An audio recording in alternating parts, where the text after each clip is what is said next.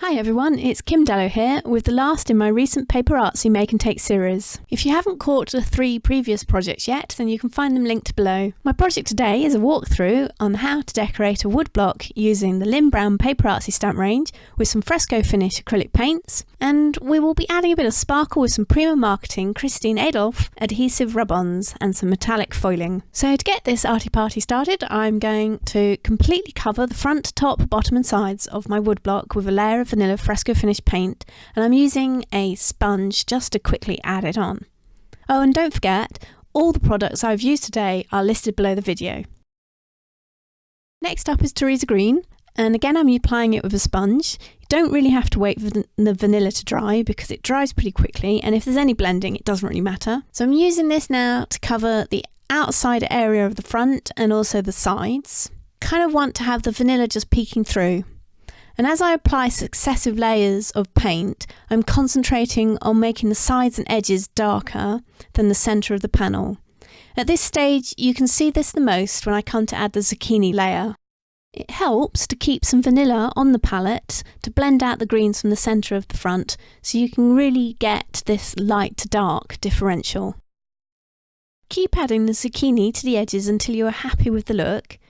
Then we're pretty much ready for some stamping. The panel should be mostly dry as the paint dries really quickly, but do check that you don't have any thicker areas of paint and make sure you let those dry before you do any stamping.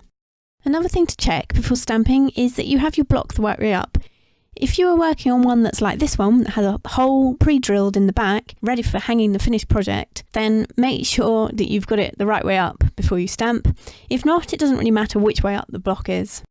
Stamps I'm going to use are the Lin Brown's ELB29 ELB30 sets from PaperArtsy, and these are great all-rounder sets. They've got some wonderful leaves as well as some great textures and some words and phrases. So before I add any ink to stamps, I'm just going to roughly scope out where I want the images to go on my block, and this is just a little trick that I use when I'm designing to a deadline for a client, as I don't often have the time to just freeform and see what happens. So obviously you can skip this step, you don't have to do this at all, you could just freeform, see where it takes you. So in my head I'm working to the idea that the focal point is going to be in the bottom left hand corner. So this is where I'm going to place my larger stamps and that foiled image. But to build up some harmony, to balance this focal point, I'm also going to stamp some of the smaller images around the area and on the sides. And this builds up a nice texture and allows the eye to travel around the whole project when you're finished. So one of my favourite design tricks is to use opposite corners, so stamping the same image in opposite corners, and this works really well for adding balance.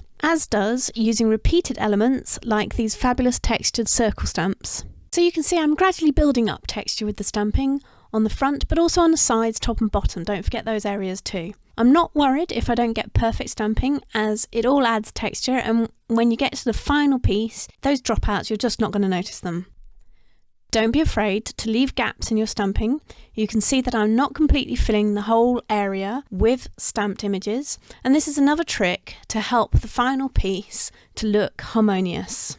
For most of the stamping, I've just been stamping them unmounted, not using an acrylic block, partly because I like the uneven stamping you can get with this method, but also because I just can't be bothered to mount them on acrylic blocks for this type of project. But when it comes to the bigger stamp, I did put this on an acrylic block because I didn't want to risk dropping it or getting smudges. I'm using Ranger Archival inks in oranges and greens to go with my overall colour scheme and swapping between the colours. Using different colours means I can overstamp images without losing them in a mass of stamping. Another thing I'm doing is using secondary stamping, where I'm stamping the image a couple of times without inking in between stamping. And again, this helps add some more texture, giving the stamped image different values, light and dark. That's the stamping layer finished, and now I want to add some character to the piece, and I'm going to do this by vignetting the edges using Blueberry and Autumn Fire. These two colours from the PaperArtsy range they're great. They're both translucents, so they go on almost like a glaze when you apply them like this. They're absolutely perfect for distressing, and they work really well together. I'm applying them with a sponge and starting with Blueberry, concentrating on the edges and the top left and bottom right hand corner. I'm working around darkening the whole piece and leaving the centre of the front, sides, top and bottom light. I then swap onto the Autumn Fire and do the same thing. You might get a little bit of lifting of paint, particularly on the edges, But my final layer, I'm going to use the semi-opaque chocolate pudding, and this will cover any of the remaining light patches. I try to keep the chocolate pudding paint more to the very edges, and this adds a definition to the whole piece. For the final layer of this piece, I'm going to add a bit of bling, and I'm going to use the Christine Adolph's adhesive rub-ons. You can use any one of the patterns that you want, or you could use multiple ones. I've gone for one of the large designs. So cut out your chosen pattern from the sheet, then remove the backing paper and place it on your project. If you are used to using rub-ons, these adhesive rub-ons, they work in exactly the same way. So use a lollipop stick that comes in a pack to burnish the pattern onto the project surface. If you have the rub-on overhanging an edge, remember to burnish the overhang onto the sides. Test that the rub-on is stuck down by gently lifting off the plastic carrier sheet, and if it lifts off, leaving the rub-on on the surface, then that's great, carry on removing it. If not, replace the carrier sheet and keep burnishing until it comes off cleanly. This rub-on is tacky, and you can just about see it here as I move the block around to catch the light. To add the foil, place a sheet of transfer foil with the colour side up and the dull side facing the rub-on, and burnish again in exactly the same way. It is a good idea to test the transfer foil that you're using first on one of the rub-ons on a spare piece of cardstock before using it on your project.